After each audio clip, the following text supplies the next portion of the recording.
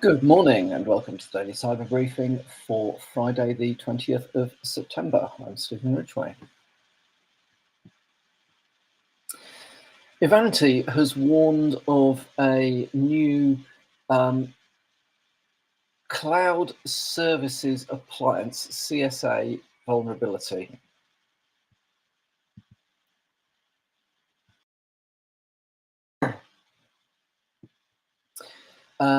It is a path traversal security issue tracked as CVE 2024 8963 with a CVSS score of 9.4, so definitely worth taking seriously.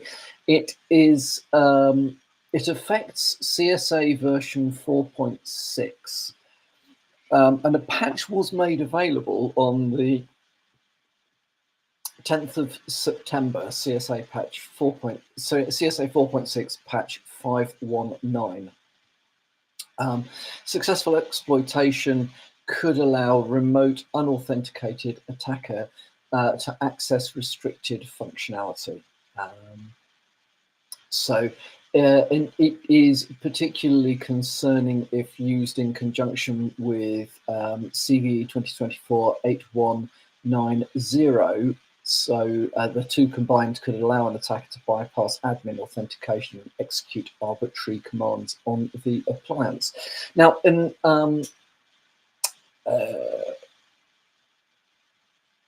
contradiction to the statement about a patch being made available, the company also notes that CSA 4.6 is end of life and no longer receives update for OS or third-party libraries. So customers must upgrade to CSA 5.0 for continued support. CSA 5.0, by the way, is not affected by this particular vulnerability.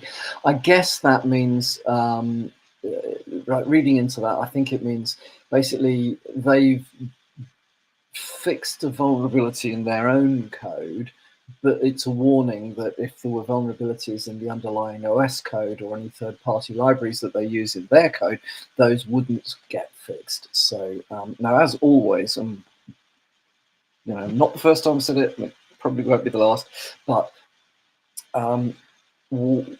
end of life, again, end of life. From a security perspective, end of life means the point where nobody is providing security updates to it. And that includes security updates to any underlying components in there, not just the particular applications that give the functionality that you're after, if you see what I mean. So if you've got a particular appliance that runs on an outdated version of an unsupported version of Linux, it doesn't matter if the vendor will backport fixes to their application, because you're not going to get any fixes for the underlying OS. So end of life is something to take seriously. Dealing with it is not as hard as most people think. It relies only on having a reasonably good idea about what you've got out there.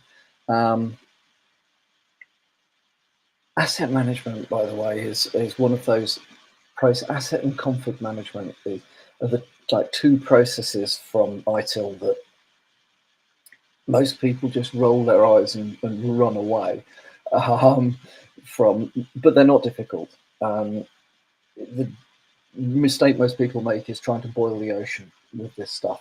Start out really simply.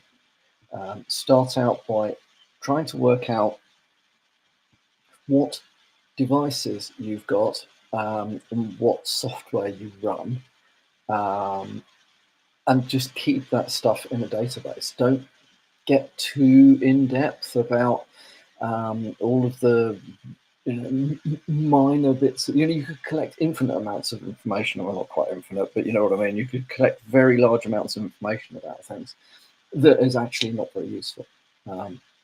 Start simple, and then build out. If you know what stuff you've got out there, and broadly, what major operating systems and versions things run, once you've got that sort of information available, you can then cross off a big chunk of vulnerability management by maintaining things that are only those things that are actually supportable within your environment. Definitely, you need to have policy that says all technology within corporate environment or used to access corporate environment must be supportable and supported by its vendor.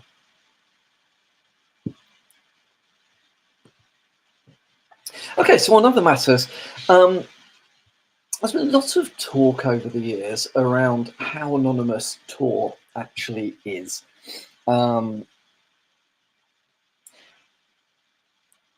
It's certainly, in my opinion, it certainly provides some level of anonymity and protection.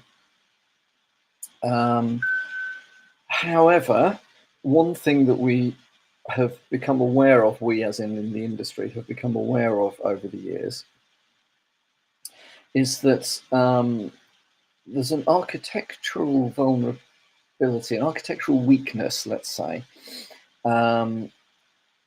based around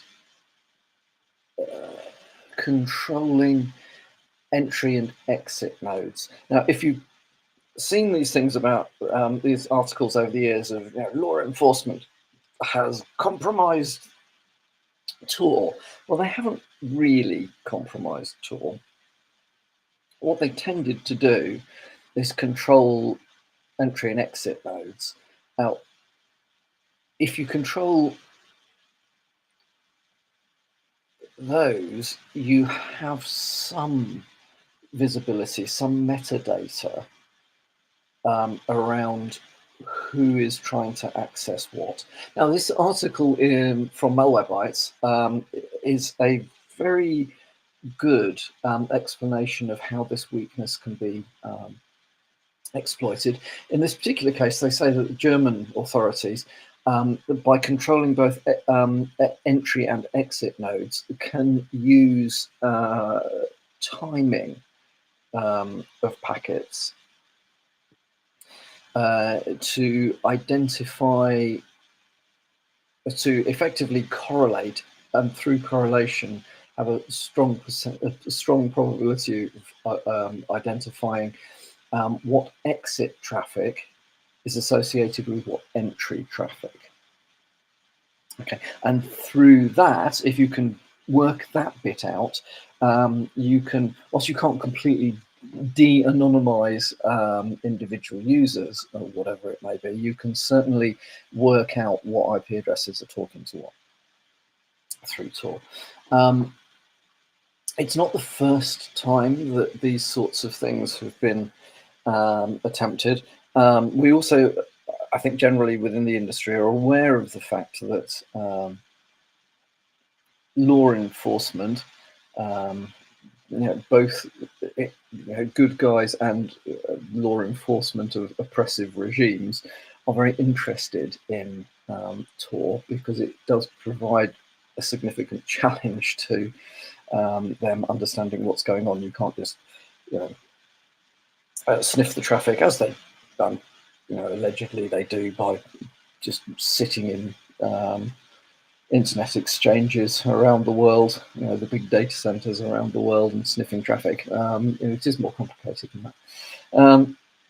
But yeah, it is possible for them to work out who is talking or what IPs are talking to each other through some of these clever manipulation of metadata, or clever analysis of metadata.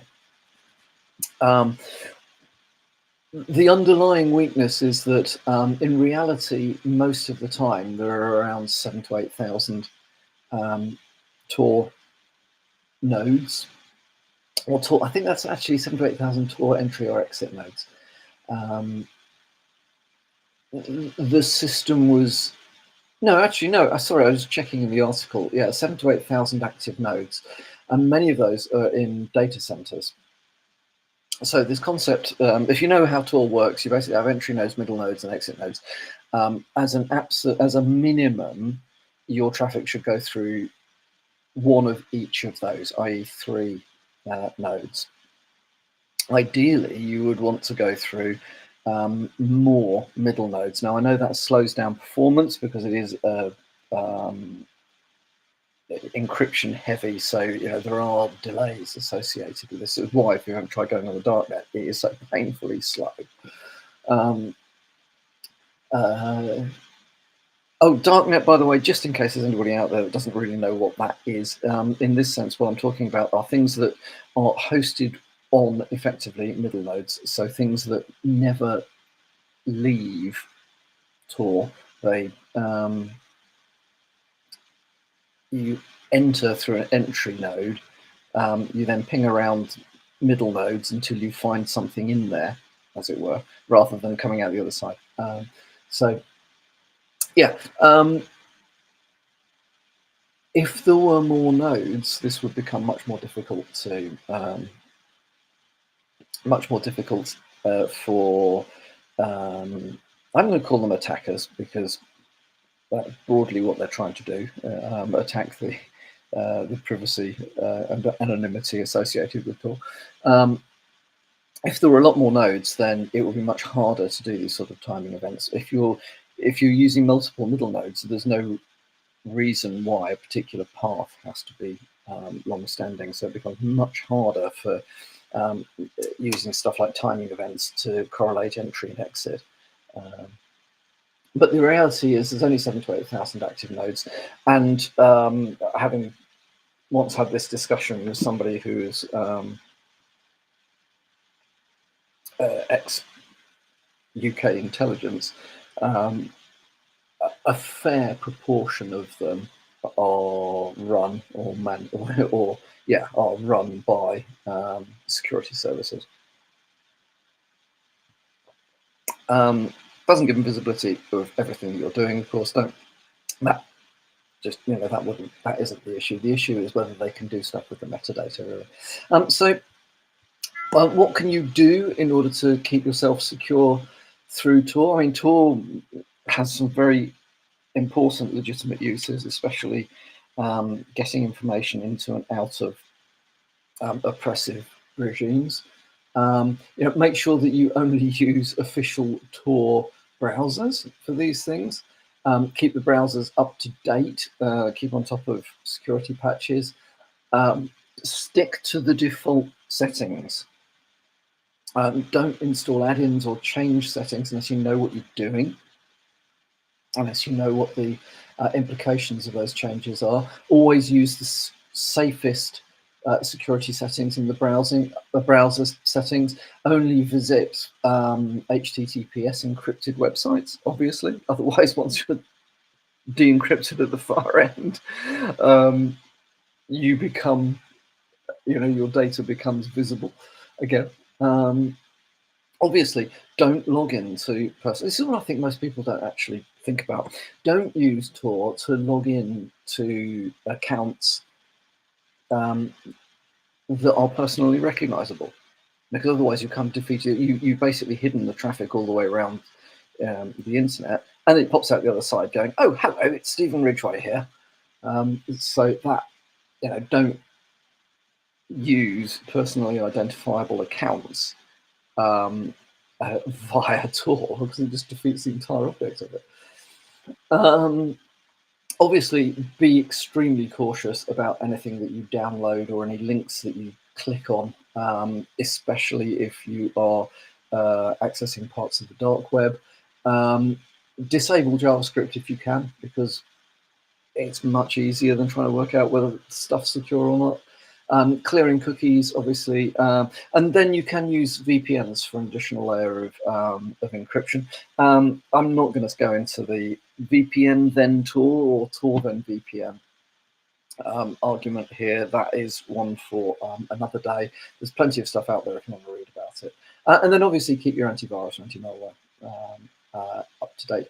The other thing is this particular kind of attack works because the attacker, in this case law enforcement, control both the entry and exit nodes. There are secure solutions out there that give you your own personalized virtual environment. So I forget which one, but years ago I looked into one that basically gave you two virtual machines, one being a an entry exit mode, and the other one being a dedicated Linux box for doing your browsing with. Now, obviously, you could simply blow both of those away at the end of doing whatever you wanted to do, or you could just blow away the box that you've used in order to access Tor from there, because they're virtual machines, right? Also, then you are controlling your entry node at that point. So that is an interesting, I think, a potentially interesting approach to getting around some of these architectural weaknesses, not relying on entry and exit nodes, or certainly entry nodes that are hosted in data centers. Host them somewhere that you trust, as in on your own machine, perhaps. That's a good way forward. I haven't seen whether there are. I haven't seen any research into whether whether there are architectural weaknesses associated with using that, but it does seem to appear to protect against this particular kind of vulnerability. Anyway, that's probably enough about Tor for the moment. And finally from me today, the British Medical Journal is warning that deep fake doctors are fueling health scams on social media. I guess we could have expected this, but it is worth being aware of.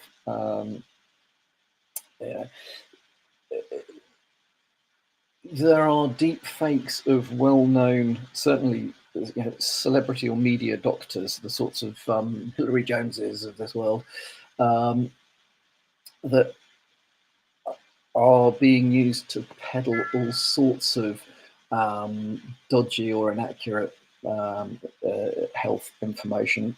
I suspect mainly aimed at getting you to buy snake oil of some kind or another.